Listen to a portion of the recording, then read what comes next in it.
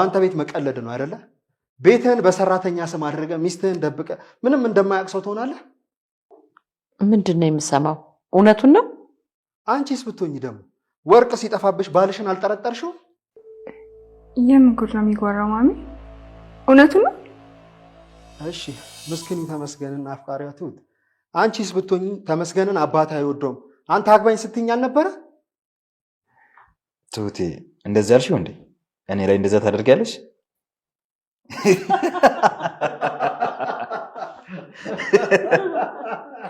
አንተ ቅሌታም፣ እስኪ ይፈር።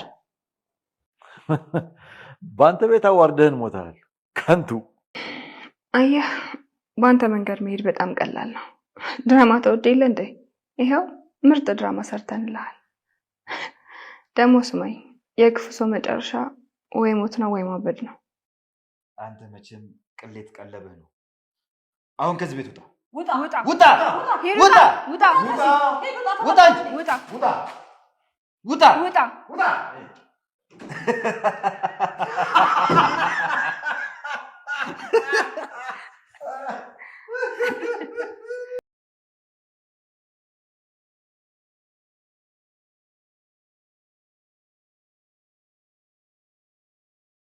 ናቴን ፍራንክ አደረጉት። ናቴ የእውነት ትሁትን አገባለሁ ብለው አበባ ገዝተው ሲመጣ አበባ ገዝተው ከመጣም በኋላ ተመስገንን እንደተነጋገሩት መሰረት ናታል ተንበረከክ ይለዋል።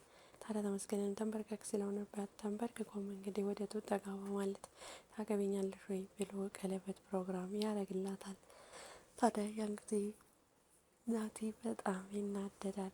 ሰላም ጤና ይስጥልኝ ውድና የተከበራችሁ የቻናል ቤተሰቦች በያላችሁበት ዓለም ዳርቻ ሰላማችሁ በዚህ ተረፈ ይበለጥ። ቻናል አዲስ ከሆናችሁ ላይክ፣ ሰብስክራይብ፣ ሼር እያደረጋችሁ ቤተሰብ እንድትሆኑ በአክብሮት እጠይቃለሁ።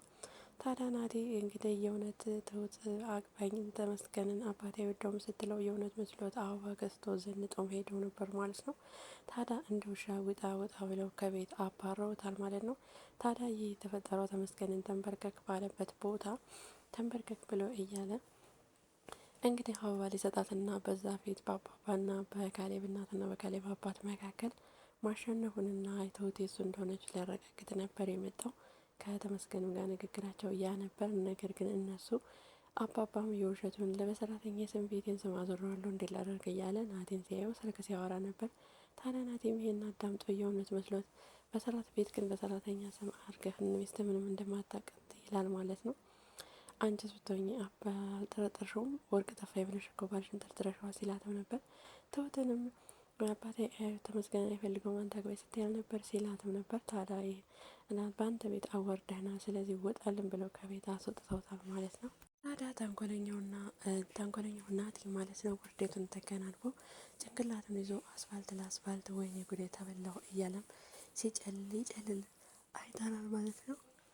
የተንኮለኛ መጨረሻው እንግዲህ ይህ ነው ማለት ነው። በሱ ቤት ግን አባባ ስልክ ሲያወሩ በትሁት ስም አዙሮ ቤቱን ለሚስቱ እንዳልነገራት አድርጎ ስልክ ሲያወራ ስለሰማ ናቲ የእውነት መስሎት ነበር።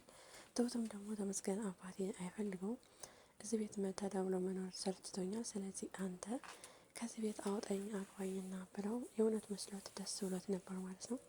ለተመስገን ደግሞ ትሁትን ብዙ አንተ እናዳኝ ነው እንጂ ትሁትን እኔ ብዙ አልወዳትም፣ ስለዚህ በእነሱ ፊት ብቻ አሸናፊነቴን ተንበረከካለህ፣ ተነስ ልትነሳለህ፣ አሸናፊነቴን በእነሱ ፊት አሳይቼ ከዛም በኋላ አንተና ትሁት ህይወት ውስጥ ደረስክበት አልደርስም፣ ደረሳችሁበት አልደርስም ሲለውም ነበር ማለት ነው።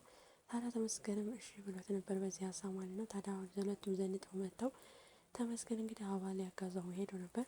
ታዲያ የአበባውን ክፍያ እኔ ነው የምከፍለው በማለት ተመስገን ሲከፍል አይተናል ማለት ነው።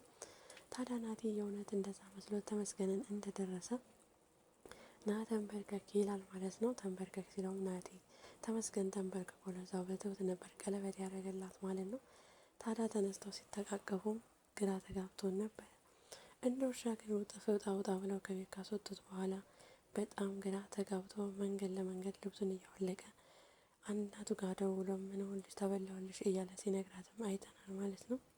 ታዲያ ትሁትም እንግዲህ አንተ በኛ ላይ እንደዚህ ነበር ድራማ እየሰራህ ያለው፣ ስለዚህ ደግሞ ለአንተ ለመጣው ድራማ የመልስ ምት ድራማ ቆንጆ ድራማ አዘጋጅተን ጠብቀናል።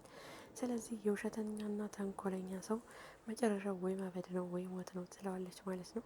ታዲያ ናቲ የመጨረሻ ተበሳይቶ ጎዳና ላይ ወጥቶ ብቻውን እያወራ ብቻውንም እየሳቀ አይተናል ማለት ነው።